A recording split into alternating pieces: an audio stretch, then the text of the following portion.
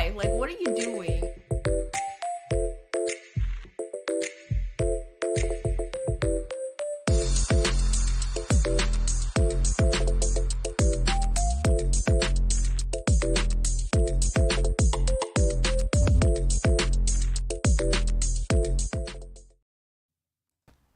What is up, everybody? Welcome back to the She Said No podcast. I'm your host, Marco G, aka the Sixth Scale Scoundrel. I think Will was the one that gave me that nickname, so I'll gladly take credit for it, even though it wasn't me. definitely was nobody. I definitely gave it. that to myself. So episode 18. Will, thank you so much for being here. Obviously, no Gigi today, but we got the next best thing in WillFoxification. How you doing today?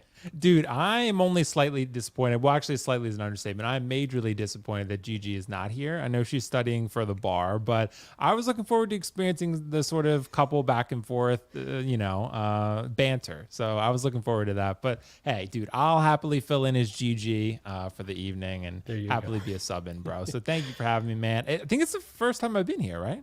Yeah, I think so. It might be the first time on the channel, honestly, Will. You're a busy guy. Thank you for hosting me. No, really appreciate you being on today. Gigi, no excuses, studying for the bar, but is that really not a good excuse? Is it really a good excuse to not show up to the podcast? It's not. Yeah, I don't think that she's gonna hate me, but I don't think that's a reasonable excuse. So right, exactly. She can't be a quitter like that. But in the eyes of the law, we're gonna say that's a no. Yeah, that's right. But no, again, really appreciate you having you here. We're gonna stick to an hour, so. Normally we do a lot of interaction with the chat. Apologies to everyone in the chat. We're going to try to limit that this time. If there's time on the back end, we can kind of take some questions, but we're going to keep this a really breezy show today. So, the reason we've got Will here, minus him just bringing the guns out, that's reason number one. Always, bro. Always. Reason number two is, we've got the old stuffy married couple perspective that we give on the podcast all the time, but we really want to know, like, when you start dating, how does this stuff go? So Will's going to hopefully bring a cool, interesting perspective to that. Yeah. Well, dude, I don't know if we're not going to talk about it yet, right? Because I don't want to spoil anything, but it's quite the experience. Let me just tell you, I wouldn't put it in your dating profile, but I will say we'll get to more details of that. But I will say there's a right way and a wrong way, and I feel like I've learned that over time. But I guess we'll see. That's perfect. So, the only way I've ever learned in my life is the hard way. Yes. You got to learn through experience. Dude, Marco, I've said that a bunch of times, man. Like, humans only learn through extremities. That's the only language we understand. That's extremities. Right. We need something to happen to us that's extreme, and then we change. That's what happens. That's right. So, it's true. Absolutely. We learn. So really quickly, let me check in with the chat, and then we're going to get through the whole rigmarole, the whole typical, segments that we start off the show with. So in the house today, we've got Tukathri. Yay. We got Danny Lee. We got Larry Walker. We got Bob Dylan. I think if Gigi gets, I think if you get Gigi's nephew to ask for it for Christmas, there's hope. Well, there you go. Sending love from Paris. Excited for this. Baby boy in the house. Thank you for joining. We got Toy Cartel. We got Jose Hernandez. We got AB. Awesome. Let's see who else we got. We got Christian Lopez Gigi in the house. chat, by the way. What the heck? She's in the chat, but she couldn't be bothered to be on the show. She said, first of all, I wasn't invited. Wow. How dare you, Danny? Wow. Well, Gigi, I am sincerely sorry if you were not invited. I was misinformed by Marco. So. It's all BS. Yeah. Okay. Yeah. I'm sure she's just popping in to say hi right now. I'm going to need help with the Spanish phrase though, Gigi. So hang on for just a second.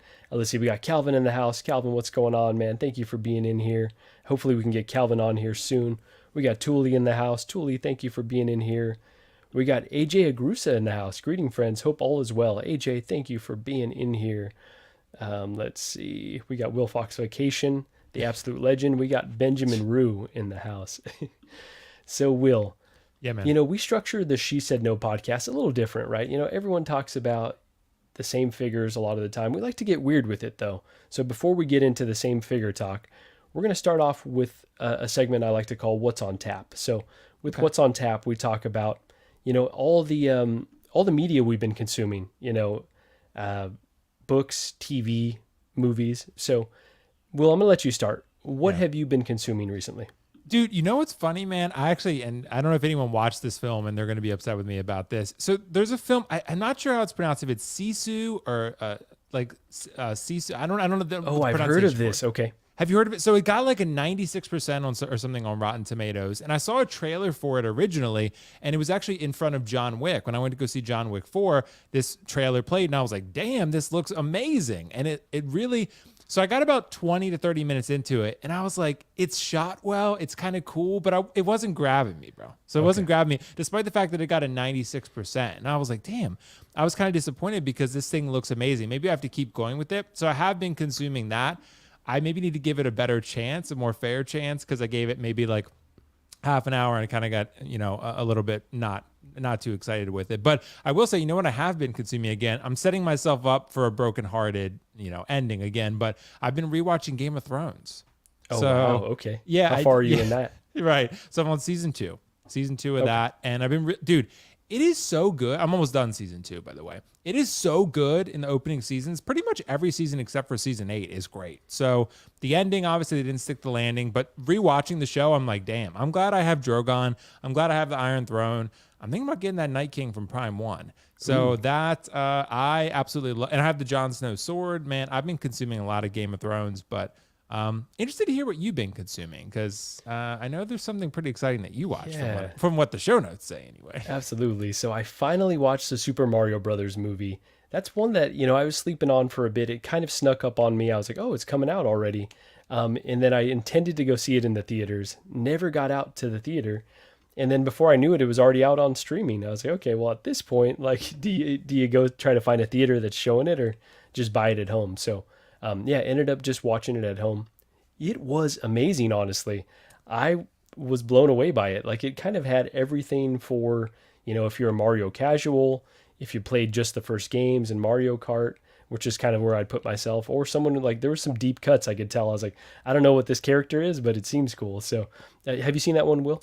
I have not. I saw it made a ton of money at the box office, though. I saw it was really performing quite exceptionally. So yeah, I've never been the biggest Mario. I mean, I played Mario growing up and stuff. We used to play it in computer apps class. Like, we would download like the bootleg version, whatever, and play it. Yeah. And, even our teacher was like, "Yeah, we're just gonna play Mario today," or we'd play Not Quake the 3. typing one though, right? No. So it was that or Quake 3, and we would just mess around and play on it. So it was a blast, man. But I do like that Chris Pratt's in it. I have not gone to see that one yet, dude. I don't know about you, but I have Regal Unlimited. And I feel like I should use it more than I do, because I used to go pretty much every single week.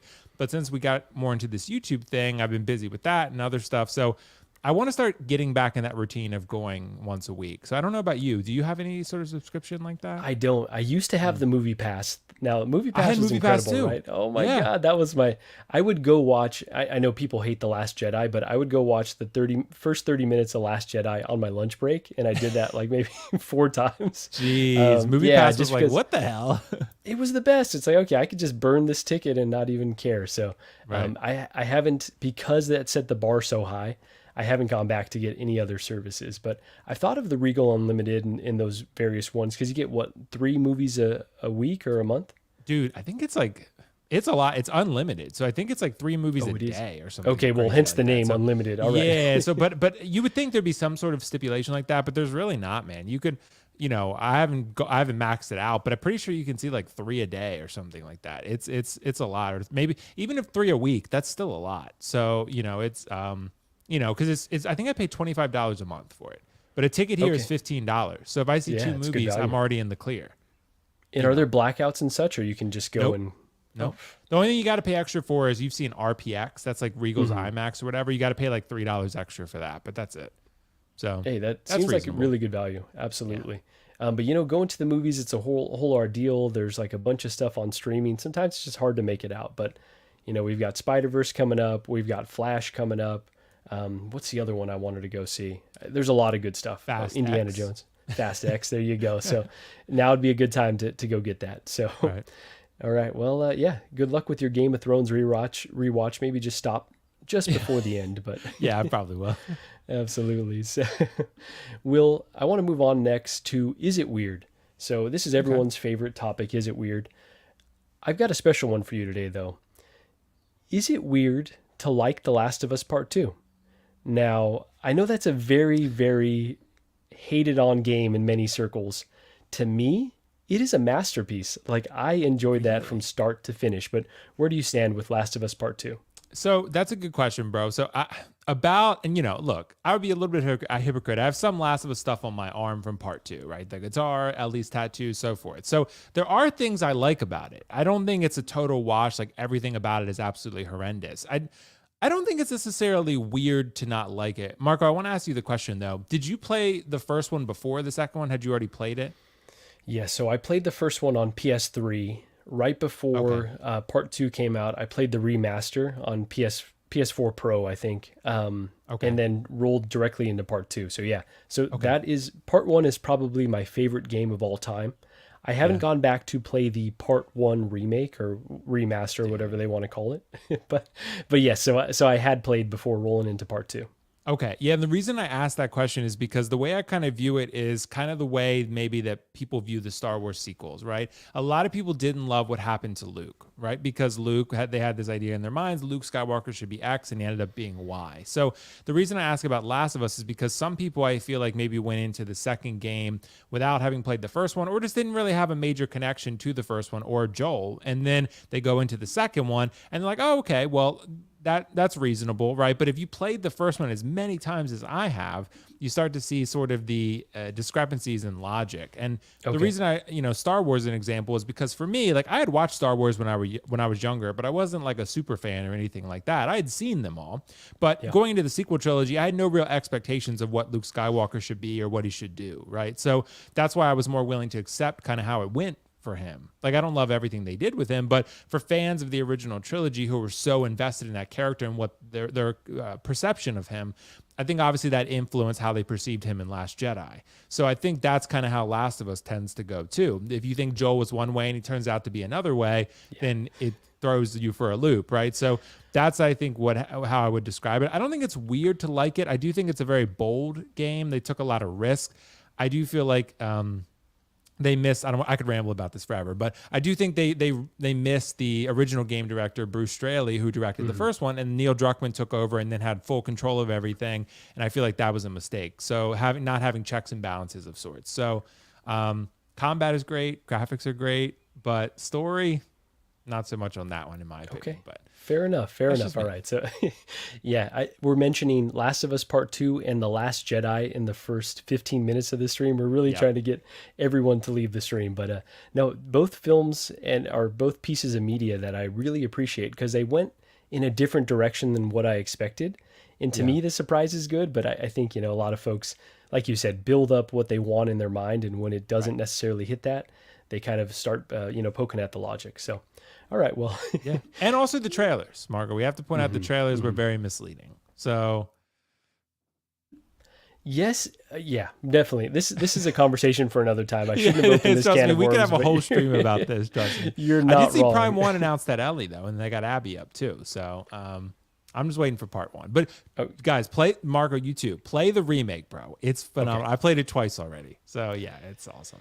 Yeah, that's one that I just couldn't justify paying what, 60 or 70 bucks for, because it's like bucks, Trust me, bro, though, it's a lot better. Like it's and I've played every single version. I've played them all, I've played 30 times the game. So I mean, oh my gosh, okay. Yeah, trust me, I know this game like the back of my head. So yeah, it's really good. Okay, I'm waiting on Black Friday, I think, but if I come across a good deal, then I will definitely swoop on it. It will get discounted. Yeah. Yeah, these games always do. So let's move on, Will, to ¿Qué significa? So this segment is really, normally it's me learning Spanish, so I don't speak Spanish very strongly. Gigi is fluent. I'd say maybe at 4 to 5% of where I should be. So, I've got a lot of holes in my Spanish speaking, but a lot of times in my learning, we come across really funny stuff. So I want to teach you and the audience a phrase. And if there's anyone in here that I get it wrong, just point it out for me, please. Oh my gosh, Gigi has one in here. In just I don't second. speak Spanish at all, bro. So this would be great. So there you go. So that you can You're use this on a 5% date. better than me. So you could use this on a date. So yeah, we were watching Gigi's nephew. Okay. He was, kind of bored in the backyard. I pulled out some of these NECA Ninja Turtles, which I know for some would be like crazy, but I handed him one, and he saw that I had a bunch left behind. So he was playing with it, and he asked me this phrase, because he only speaks Spanish. So he and I kind of communicate in my broken Spanish. He asks, ¿Es de mentira or es de verdad? So mentira is like a lie, right? So that Okay. in my brain, I was like, he's asking me, is this a lie? I was like very confused. So later on, I asked Gigi, and she was like, oh, he was asking you, is it real or is it fake? Like, is the material on the shell and stuff like that, is it real or fake? I was like, that's such a grown man question to ask. He's like, how? But he's next going to ask you, how does it articulate? Like, what is? Yeah, Yeah. right. It just that's amazing. He's going to be like, Hot Toys or 3-0. That's going to be the That's next right, question. exactly. So Yeah. that's his gateway right there. How old is he? So he is 3. So he's That's pretty he's got impressive, very, oh, you know what? I'm lying. I want to say he's a little bit older than that. Gigi can confirm if she's still in here. But he's still young. He's under 5 years old. But yeah, his language is very advanced. I think he's going to be starting preschool here in just a bit. And so, anyways, I left him for 1 second. I come back, and he's trying to get into the room to go get more figures. So this Dude, little he's guy going to grab was- like your. Do you have Dark Side Anakin or an Anakin Skywalker? I don't have it. I just have this Clone Wars. The Clone Anakin. Wars one. Okay. Yeah. I was going to say he's going to grab one with pleather and he's going to be like, pleather, leather. He's going to ask you the differences or That's something. right, exactly. He's Soon enough. 324. That's still pretty Es- impressive, Gigi. That's very impressive. Yeah. That he's asking Es- those type of thoughtful questions. Very advanced. So, es de mentira or es de verdad? Yeah. So now you've learned. Is it real or is it fake? Mentira, Este verdad. There Okay. you go. I sound, well, I don't know if I could say this on the podcast. My friends who know Spanish say I sound like a gringo. So that's what they tell me. So, Honestly, Will, your pronunciation was perfect. I was hey, there we very go. impressed by it. There we go. Yeah, And I exactly. went on a date once and she was Puerto Rican and she told me the same thing. She was like, yeah, you sound like a gringo. I was like, all right, well, it Did is you what it is. order chicken enchiladas when you guys went out to dinner? No. What did I get? I think we went to an Italian restaurant actually. Oh, so there I don't you know if go. that was a Okay. smart move because we're not dating now, but it's Amazing. fine. We're still cool. So Oh my God. Riley is saying Will is a certified gringo. Well, you know yeah, what? pretty much, bro. Pretty much. I was impressed. I was impressed by the Spanish, Will. So yeah, there we go. let's talk about some figures. We're already 20 minutes in here and have not chatted about any figures. So normally this segment is called Gigi Judges, but we're going to call this Foxy Judges today. So Okay. for you, Will, really how this goes is obviously you're going to get very deep into everyone's thoughts on these figures, tomorrow during Lights, Camera, Collect, right? But this is intended to be really high level. So Okay. what I want to do is, here's what we'll do. Get your high level thoughts, because a lot of the time on these streams, you're kind of facilitating. We don't get in depth on your thoughts. So give us your high level thoughts.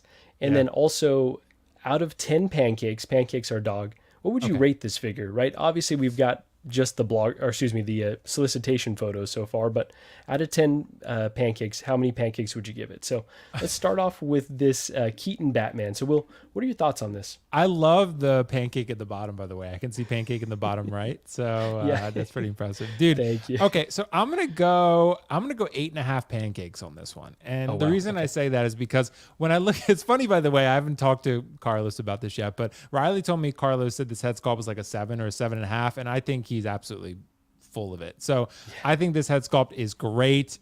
Some people were saying that it looks a little bit, I saw the term weathered. It looks a little bit too weathered. I think the correct term would be aged. Like I think some people said it looks a little bit too aged. I don't really think so. Like if you watch the trailer, I think he looks pretty aged. I mean, he looks pretty dated at this point. So I'm going to give it 8.5 pancakes because we have to consider it in totality and we have to think about what also is out there for this Batman. For one, you have the 2.0 one, right, of the younger Batman from Batman 89 that I think if the majority of collectors are going to have to make that decision, right? They're going to have to decide, do I want to get the 89 or do I want to get this Flash 89 old version, right? And I kind of view it as, again, we're comparing it to Last Jedi. It's akin to young Luke versus old Luke. So when most people are going to probably go for a young Luke, even if they love The Last Jedi, I feel like some people would have been like, that's pretty cool, but I'm going to go for the other one. The other example might be Obi-Wan. That might be different because you're getting Obi-Wan from the original film, and that's a little more iconic, right? But a lot of people would still pick Ewan McGregor. So, because it's the younger version. Overall, if we're looking at the figure, though, I do think it's a great figure. I do think the head sculpt is really, really strong. I think the outfit looks great. It's obviously going to have some pleather elements, I would assume. That's just how Hot Toys are, like with the cape and everything. So You're eventually, posing him like this, right, Will? You gotta. dude, he's too old for that. He's too old for that pose. Ain't no way. But in the film, maybe he has a stunt double or something like that. I mean, he does fly out of a ship, so yeah. But I do think this looks really, really cool, man. I think this is a cool looking Batman for fans of the Keaton franchise. I think this is going to be really nice. The cape looks nice. I guess it's posable, it's wired, or maybe it's just. I guess there's two capes, from what I'm seeing, Will. Maybe that's what it is. Yeah, I don't know. I gotta look more at the details. I woke up this morning and like recorded my reaction preview really quickly. So I mean, it certainly looks posable in some shots, like there. So, Yeah, or maybe it's multiple capes that you're swapping. But I love the base. I gotta say that, Marco. The base, dude.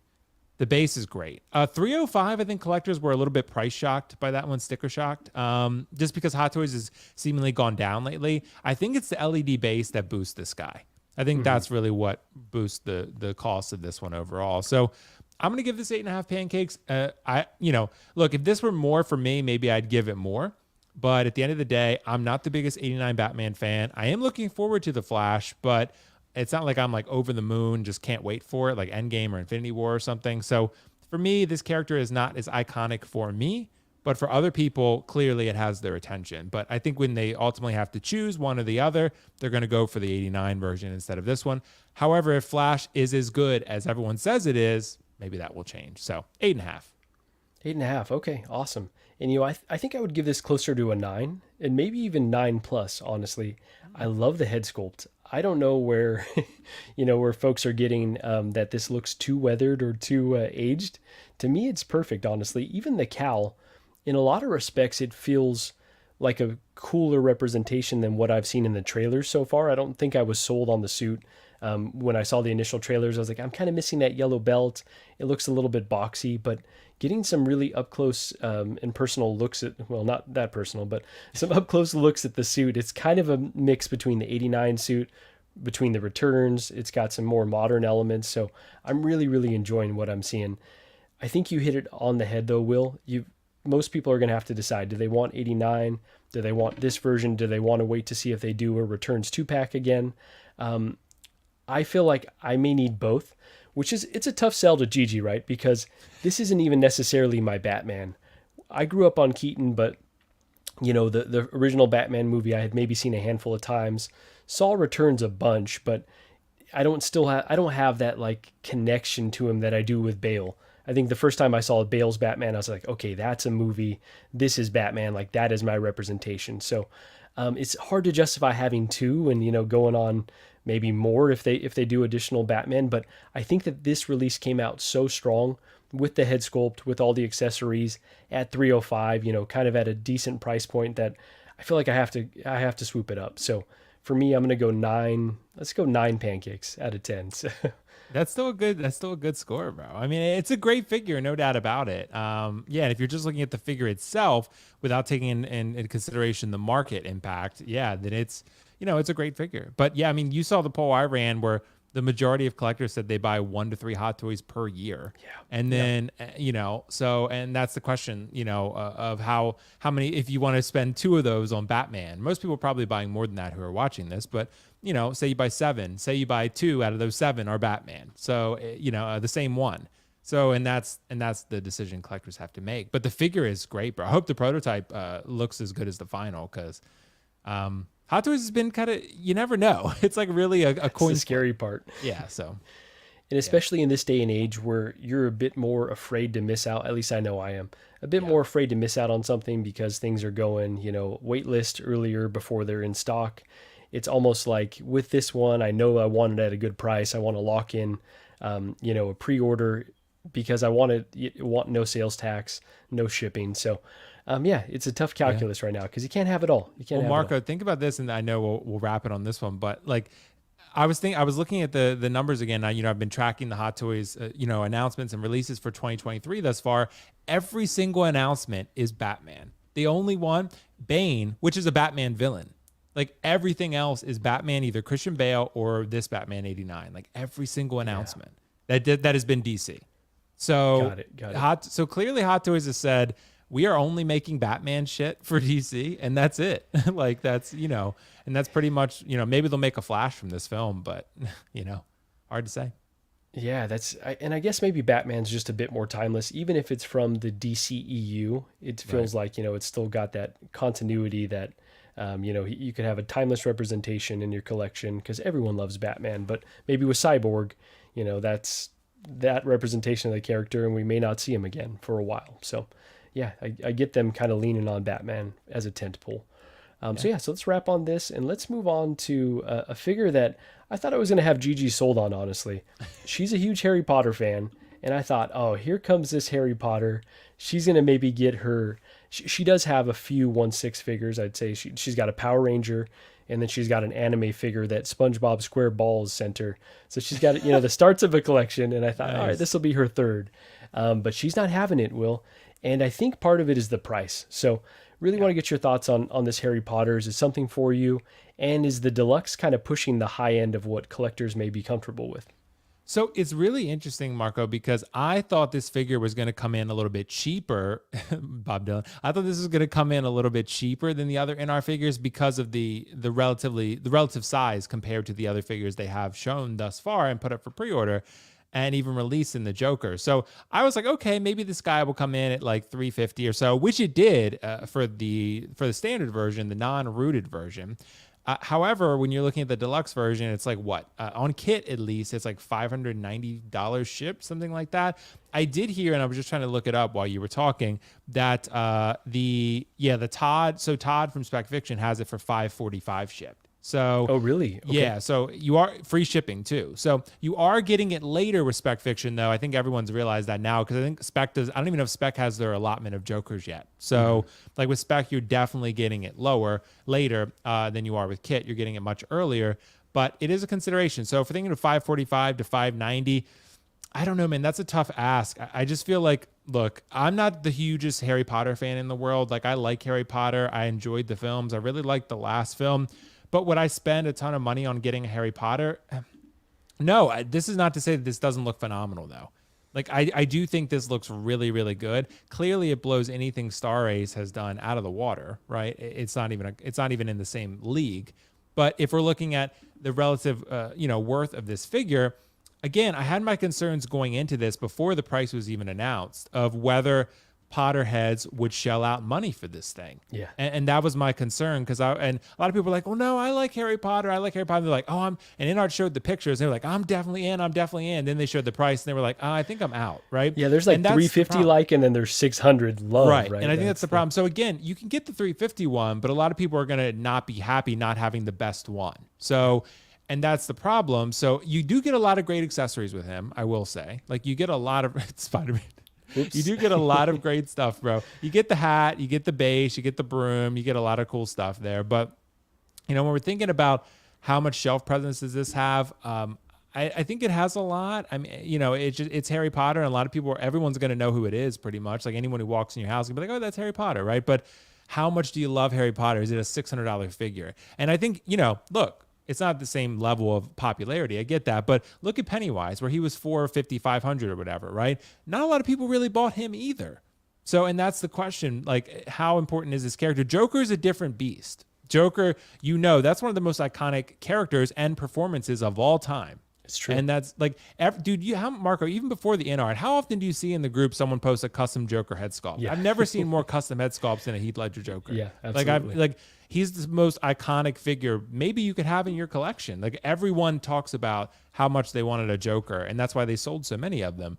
But with this, Marco, I don't know, man. If I were to give it a pancake score, I would say the quality of the figure is like a 9.5. But if you're looking at the price of the figure, I'm just like, I'd almost rather INART give us less, charge us less, because how many people are actually going to use all of these accessories? Like if the figure is more accessible by making it rooted, and you're giving me like, a couple less things here, and maybe you're making it $450, right? Then at that point, maybe that's a little more accessible than $600.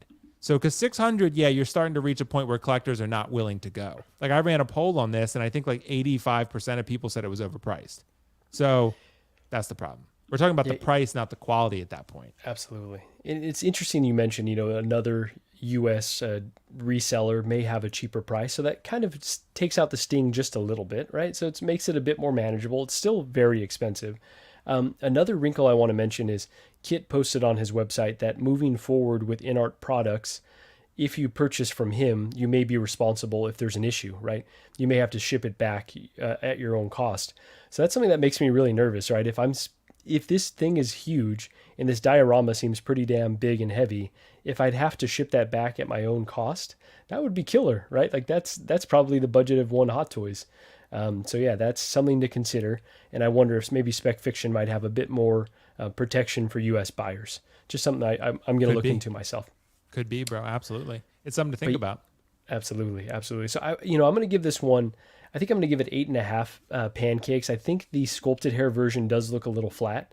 The rooted hair version is terrific, though. Oh my, I'm jumping all over the place. The rooted hair version is terrific. The expression's a bit boring, but I mean, I guess what else are you going to have Harry Potter doing? And I do love all the accessories, but yeah, it's just really hard to justify for a small figure that really, really inflated price. Because you'd probably want the ultimate version, which has that incredible base. Like I'm really impressed by this reversible backdrop or base, whatever you want to call it. But yeah, it's I think it's too expensive for my blood, for my mud blood, and obviously without Gigi's support, yeah, it's gonna be a no. So I think that's what's gonna happen for everyone, dude. Most people, I mean, there's definitely a niche market for it, but I think most collectors, at least in our realm, are going to be like, oh, I don't need Harry, because that's 2 to 3 Hot Toys, right? I mean, that's at least 2 Hot Toys. So absolutely, yeah, absolutely, it's going to be one that maybe not a lot of people get, and at the end of the day, because Harry Potter fanatics are intense, it could be an expensive aftermarket piece, but you shouldn't base your collecting around the FOMO around, well, what if this goes up? Those are the figures you're always going to regret getting. So yeah, I think I still need to see a bit more, but I think I have ruled this one out for now. So all right, so we're both in agreement that it's a good figure, but tough price. Now let's move on to a great figure at a really reasonable price. So the more that I see of this Spider-Man 2099, the more impressed I am. Like, you just talk about innovation. It just looks like a premium product through and through. So no, obviously joking. This picture's rough. Like, as much as the solicitation photos made it look okay, seeing this in its full light, I'm kind of on board with the folks that are getting pretty worked up over this. But what are your thoughts, Will? Marco, man, this figure is a crime against humanity. This thing is an atrocity, an abomination. Like,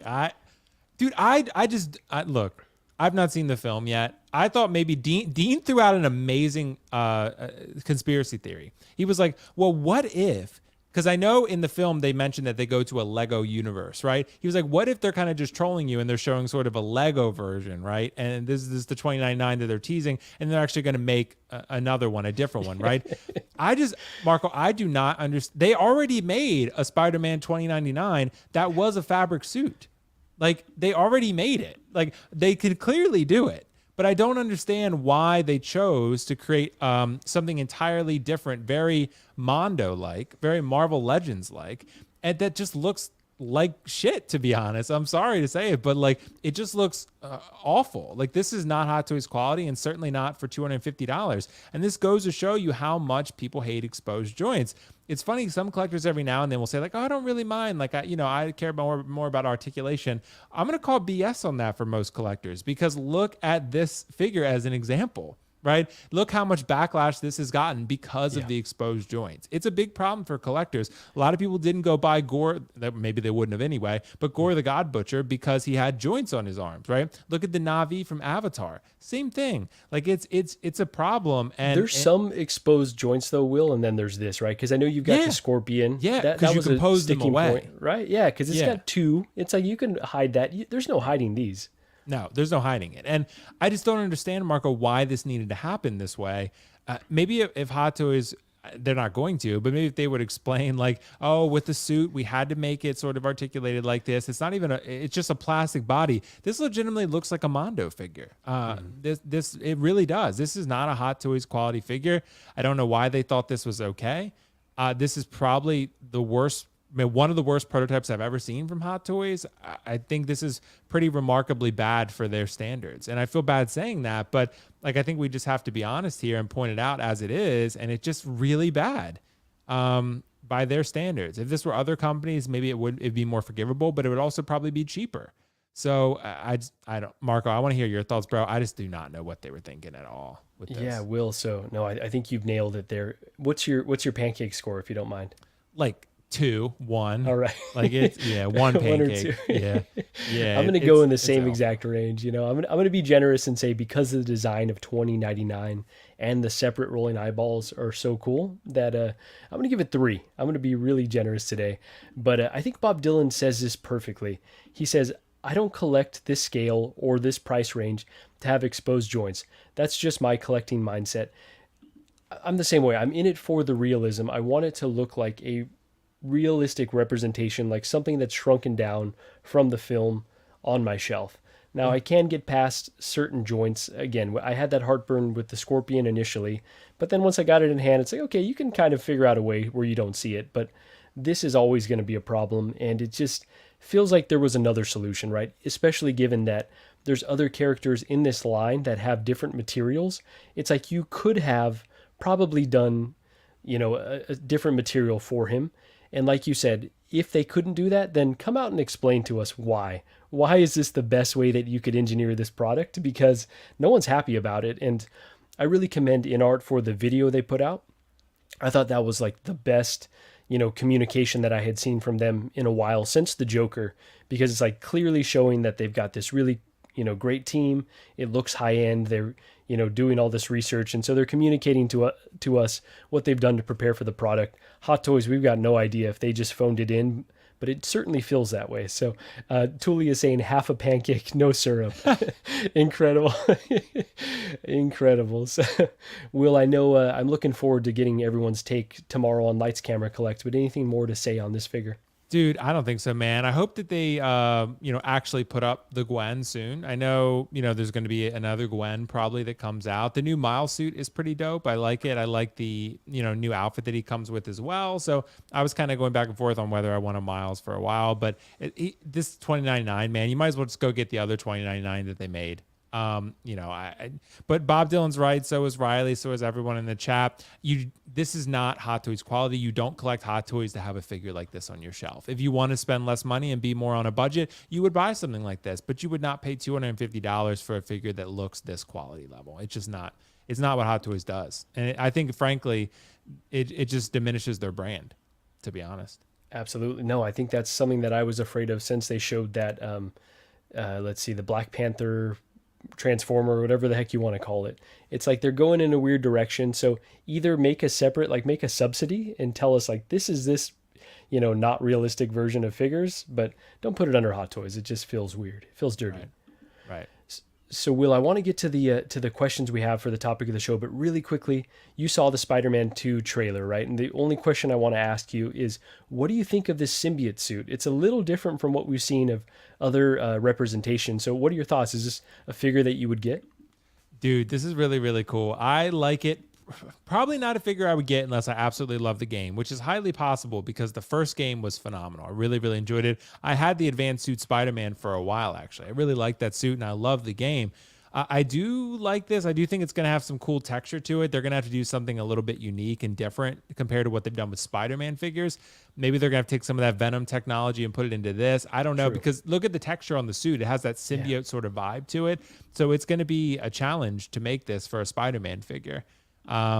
It looks really cool, man. I'm actually more interested in the eventual Venom figure that they make from this because they showed Venom from the first trailer, and someone was pointing out in one of my comments, they made a good point. They were like, probably what's going to happen is, that figure, like basically that symbiote is going to leave Peter and then it's going to go on Eddie Brock or something like that. And then it's going to turn into like legitimate Venom. So I think at that point, then you're maybe going to get the Venom with the spider logo on the chest that everyone has wanted. And I'm actually more excited for this. So I probably wouldn't get that Spider-Man figure unless I love the game. But Venom, possibly, even though I have the movie Venom. But what do you think, Marco? Number one, you can never have too many Venoms. So that's first point. Second point is, I thought the trailer was incredible. I think it was really the only highlight besides maybe Metal Gear from the from the showcase, but I don't know that I love this symbiote suit. I think the textures are kind of throwing me off, and I appreciate that they've done something different. I know I was not super keen on I think it was the advanced suit, right? The white spider logo. At first, when I first saw the trailer, I was like, it's kind of different. And then it grew on me. So I guess as I play the game, maybe this will be something that I want. But for now, I think it's kind of a miss for me. I really like the one kind of material, almost like the obviously the comics from Secret Wars, but then also the 90s cartoon. That's kind of more in line of what I'd want to see from a symbiote suit. So we know we're going to get it in the MCU eventually. I may hold off for that, but cart before the horse at this point. Yeah, it's true, bro. I mean, I think a lot of people are going to go for this, though. Like, I think if the game is good and this goes up for PO, I think a lot of people, you'll see it go near the top bestsellers list. I think people are going to go for it. Oh, yeah, absolutely. And yeah, you're right. The first game sold so well. No reason to believe this one's not going to be, a record killer. So, absolutely. Will, let's get into a topic of the show here. So, yeah. Topic of the show, as I mentioned before, on this podcast, we give Gigi and my perspective on how it is to cohabitate with someone who doesn't collect, doesn't necessarily understand spending all this money on figures, displaying all these figures.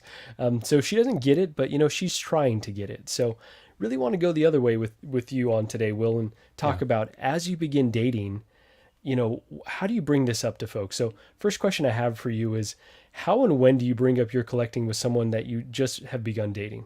Dude, it's funny, Marco, because I used to think back in the day that I was like, oh, you want to do it pretty quickly, right? It's one of those where you want to introduce the person to who you really are pretty quickly.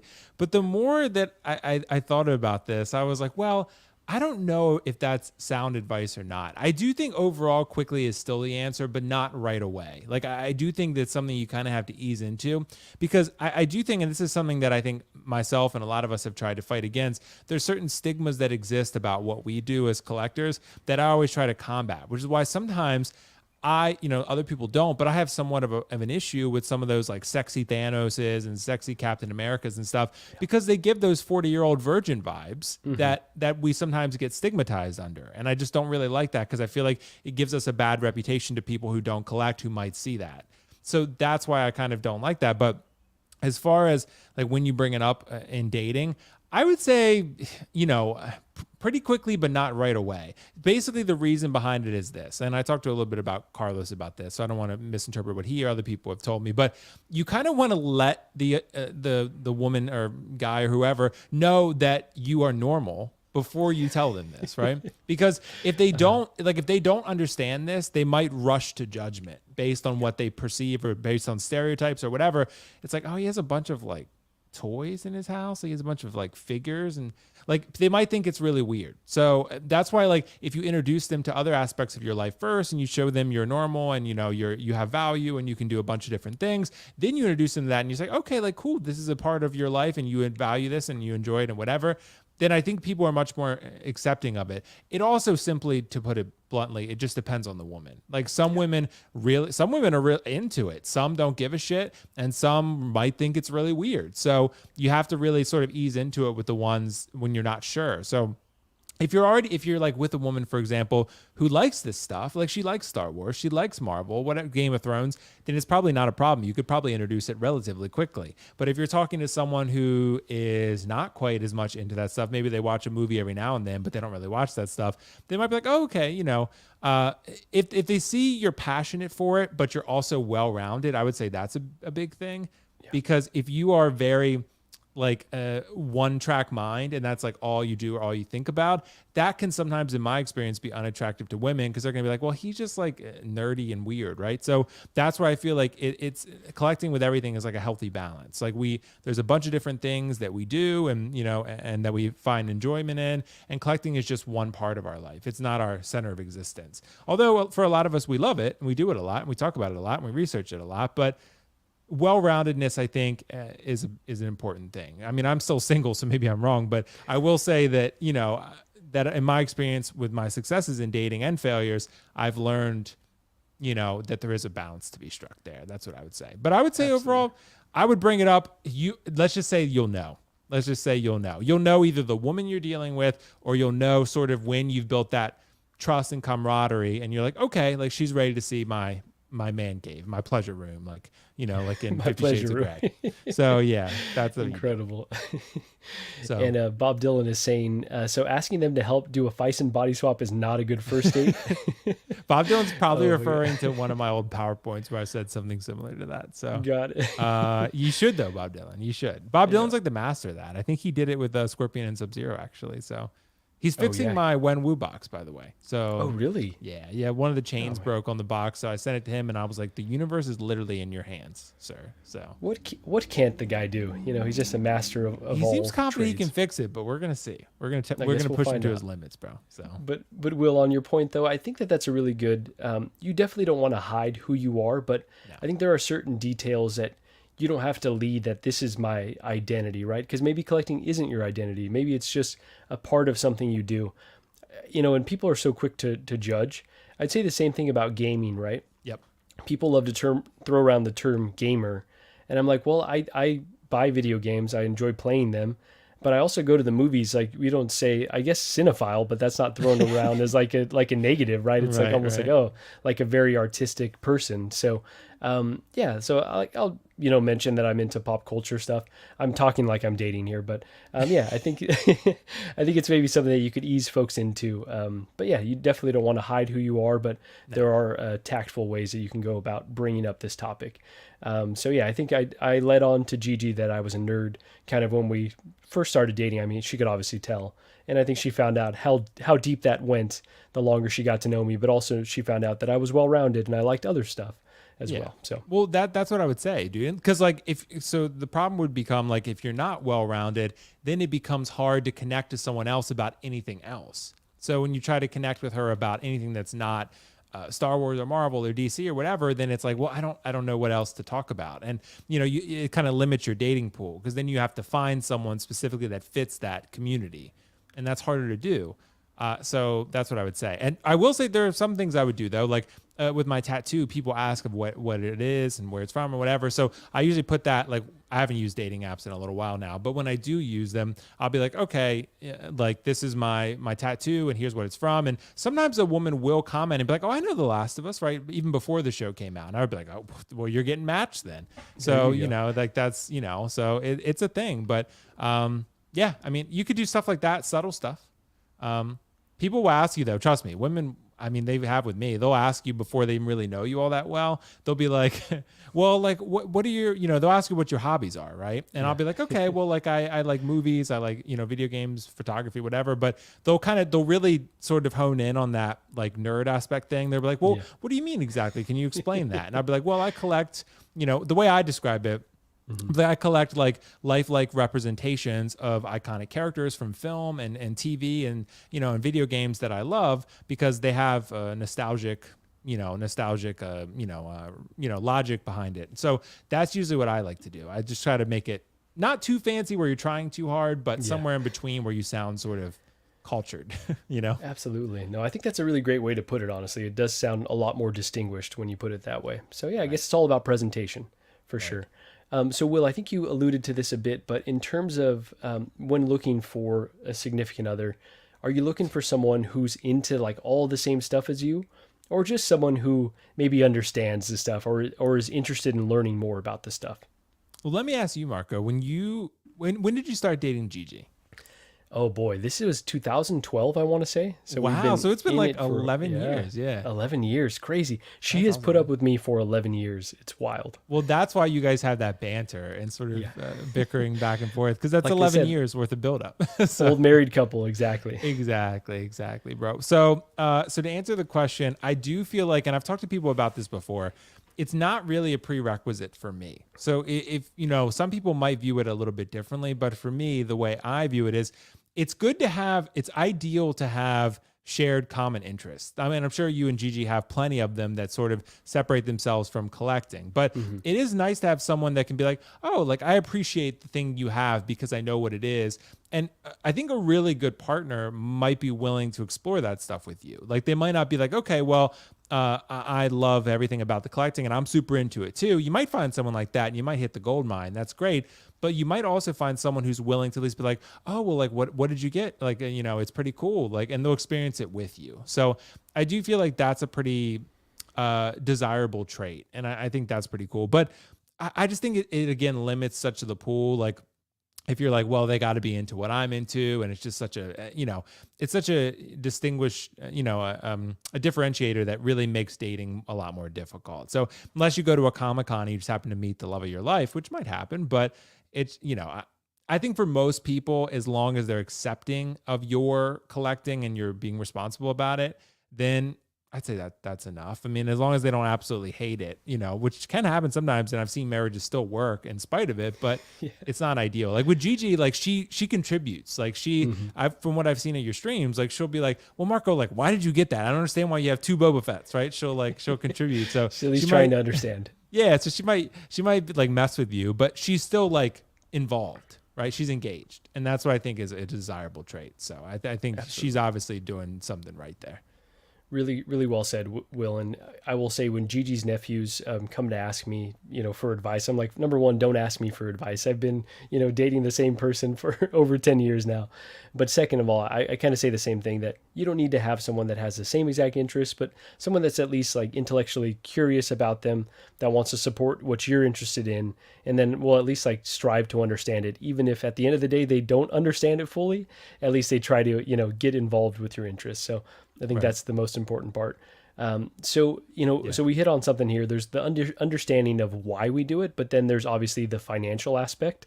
And I think that's, the hardest part. That's really what Gigi and I bump up against so often. So like, what are some strategies you'd say, like, as you get into a relationship, for how you might discuss budgeting and balance when it comes to your collecting?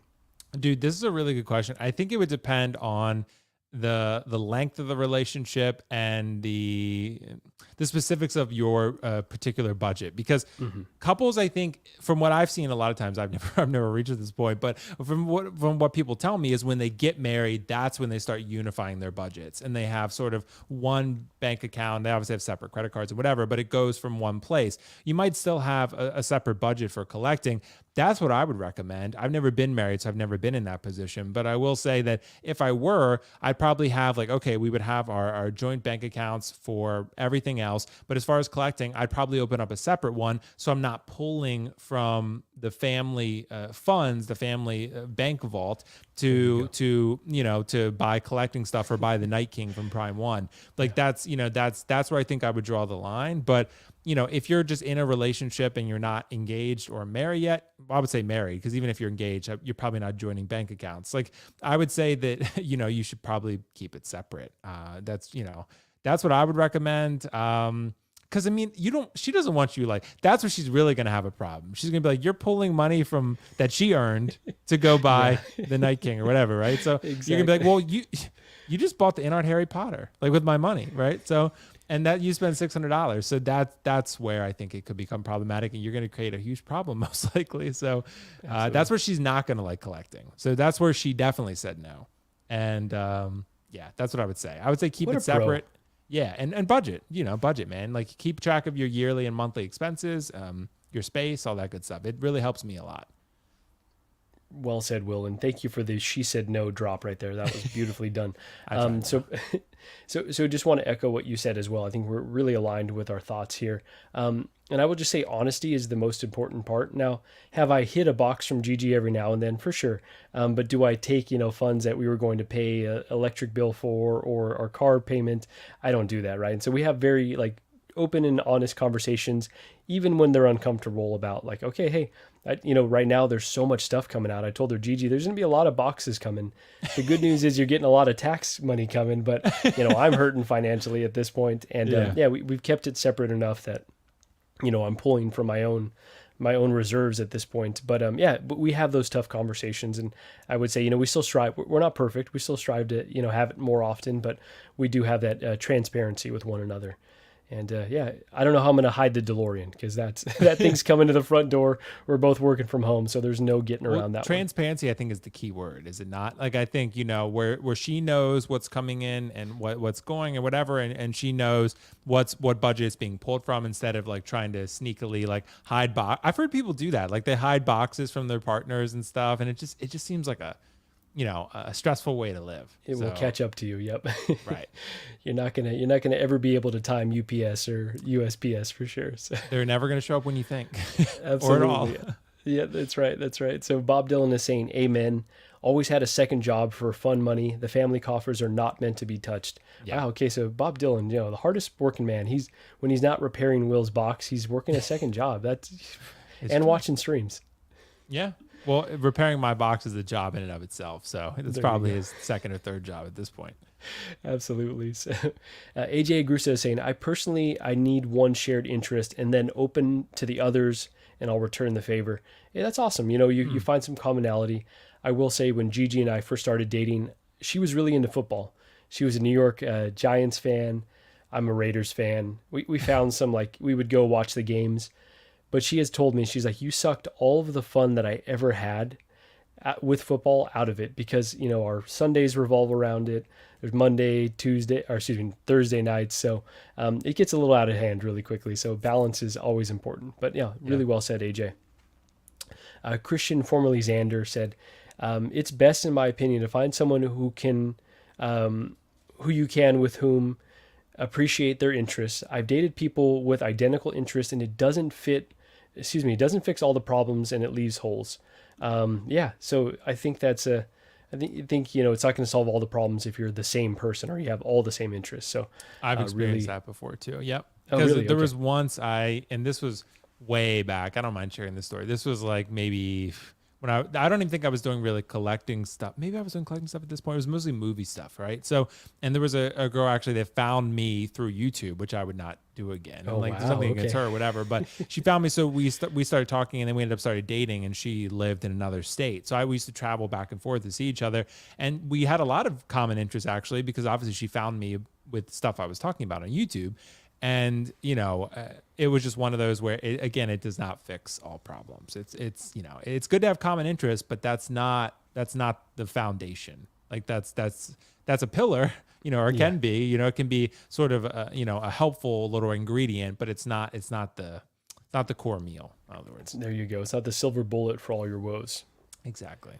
So Nick's Collectibles in the house. He says, I always tell my girlfriend I won it in a contest. There you go. There's in terms of transparency, whatever works for you, to each their own. So that's awesome, Nick. Bob Dylan, save your own dishwasher and refrigerator boxes. Handy to camouflage those vehicle shippers. See, Bob Dylan spoken like a man with experience. That's right.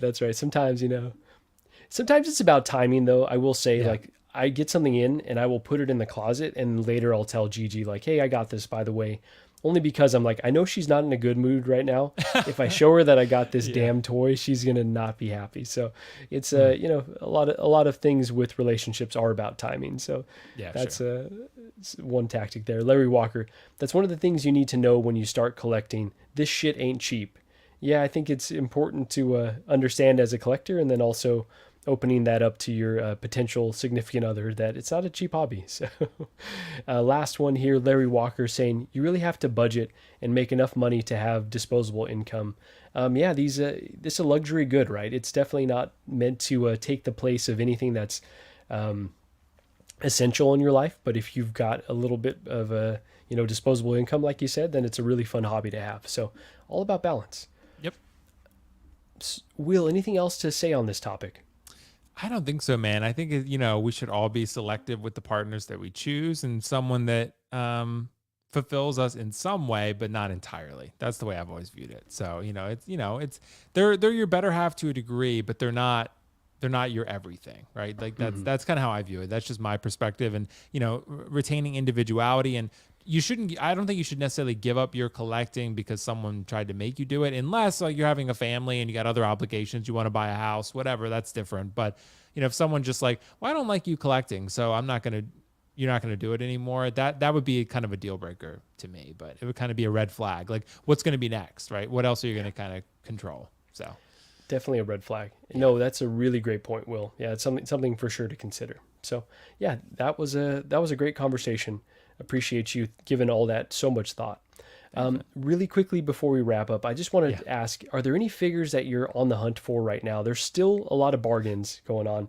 I'm personally looking for that Cyborg. Any figures you're looking for? Dude, Cyborg is a great choice, man. Cyborg, Optical has that figure, and supposedly it's really, really awesome. So I'm happy for him on that one. I did pick up Mando Luke, so I'm excited about that one because Sideshow finally got it in stock. So that's going to be here tomorrow. As far as picking up bargain bin figures, dude, that Sylvie looks so good, and it's super tempting, bro. It's super tempting. It's for me, it's it's about the budget, but it's almost more about the space at the moment. So I got to think about that, but. Yeah, man. Sylvie is one that I'm going to wait because I think Cesar is asking, will we do follow-up on Module Space? Yeah, I can. I can if you guys want me to. I'm hoping to get mine sometime soon. So I think they're docking soon over the next couple of weeks. But anyway, so yeah, we can talk about that. But as far as, figures, Sylvie for sure. I don't know, man. What else? I mean, I already picked up Wenwu and Shang-Chi. Those are going to hit bargain bin for sure. I think people are going to get pretty good deals on those. Yeah. Carnage is going to. I still believe that he's going to. I already have him, but I do feel like Carnage, if you want him, he's just wait a little bit longer. He's gonna hit.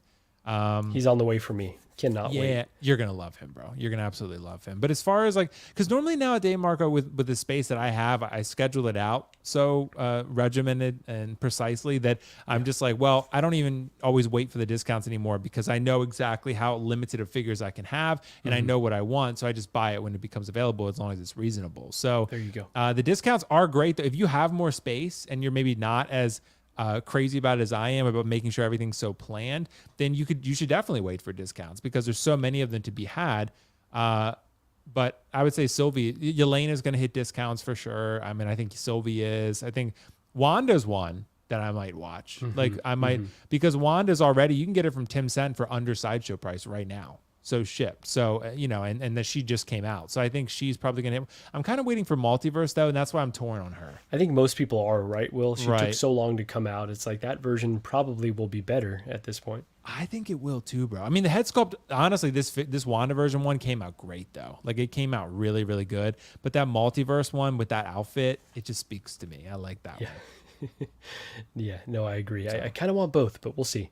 I'm sure I know the let's see what response Gigi from Gigi. says. That's Gigi, right. Because, yeah, she might. Yeah, exactly. So I know we're over time. Anything you want to plug on your channel tomorrow or upcoming? Yeah, man. Thank you for having me. I'm excited to be here, man. And I hopefully I can come back sometime soon. I loved it. Please. The chat was real, introspective and insightful. So I loved it. And yeah, man, just lights, camera, collect tomorrow at 5:30 p.m. Eastern. Kiko will not be there. Oh, Graham is here. What's up, Graham? How you doing, bro? What up, Graham? Kiko will not be there. It'll be me, Riley, and Dean. So awesome. It's going to be pretty exciting, and I got to get Dream you back team. on there, Marco. So we're going to do that. And that'll be fun. I posted a bunch of other stuff. I posted a short on the Pennywise Hot Toys base. So if anyone wants to watch that, some other stuff on the channel. So, and I will be creating another channel here soon. It will not be related to collecting. So it's going to be pretty exciting. So I'll share some updates on that one soon. Oh, interesting. All right. Looking forward to having those updates. Will, thank you so much for being on here. Really great conversation today.